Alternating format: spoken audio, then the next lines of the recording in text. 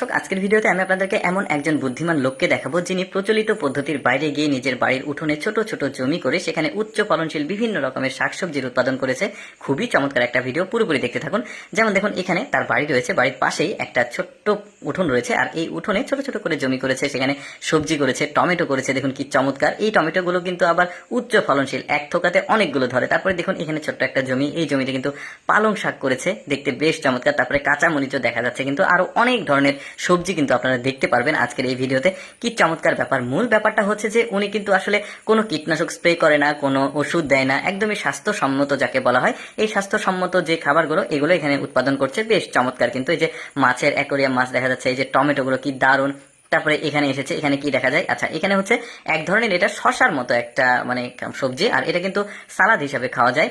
আরো অনেক ধরনের সবজি আছে, আর ওর কিন্তু আবার ছোট্ট পরিসরে এখানে আবার একটা মুরগির ফার্মও রয়েছে, সেটাও আমি আপনাদেরকে দেখাবো, যেখান থেকে সে ডিমও পায়। দারুণ ব্যাপার।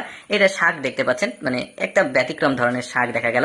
তারপরে দেখুন এখানে কিন্তু আরো, আচ্ছা এবার আপনাদেরকে দেখায় তিনি কিভাবে আসলে চাষাবাদটা করছে। আগে জমিটা প্রস্তুত করে নিয়েছে, এবার কম্পোস্ট সার দিয়ে দিল, যেটা ওই যে শুকনো গোবর রয়েছে, এই গোবরগুলো এর মধ্যে দিয়ে দিয়েছে। কোকোপিট, যেটা নারকেলের ছোবড়া যাকে বলে, সেটা অনেকদিন পানিতে ভিজিয়ে রাখলে ওইটা কিন্তু আবার উর্বর হয় মাটি, তো ওখানে আবার সবজি ভালো হয়। এই যে দেখতে পাচ্ছেন পুঁই শাক লাগিয়েছে, এখানে পানি ছেড়ে দিল, বেশ চমৎকার। কিন্তু এই যে দেখুন, তারপরে এখন যেটা করবে, এখন কিন্তু উনি পরিষ্কার পরিচ্ছন্নতার দিকেও নজর দিয়েছে, একদিক দিয়ে হাঁটবে, এগুলো কিন্তু মোজাইক করা স্টাইলসও লাগিয়েছে, বেশ চমৎকার। আসলে শৌখিন মানুষজন কিন্তু এই ধরনের কাজগুলো করে, বেশ চমৎকার। খারাপ ব্যাপার না, একটা স্বাস্থ্যসম্মত খাবার আপনি নিজেই উৎপাদন করছেন, সেগুলো খাচ্ছেন।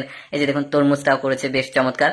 আর তারপরে আরেকটা পদ্ধতি তিনি করেছেন, প্রতিটা ছোট ছোট জমির সাথে একটা করে ট্যাপের লাইন করে দেওয়া আছে, যতটুকু প্রয়োজন পানি ছেড়ে দিচ্ছে। এই যে পুঁই শাক দেখা যাচ্ছে, দারুণ সতেজ, প্রতিটা জমিতে এভাবে সে পানি ছেড়ে দিচ্ছে। এবার তরমুজটা ফাটালে দেখুন, বেশ পাকা তরমুজ, সে কিন্তু নিজেই খাচ্ছে, একটা স্বাস্থ্যসম্মত, কোনো ভেজাল নাই, কিছু নাই। এই যে ধনে পাতার মতো একটা সবজি, বেগুনও দেখা যাচ্ছে এখানে, সাদা বেগুন।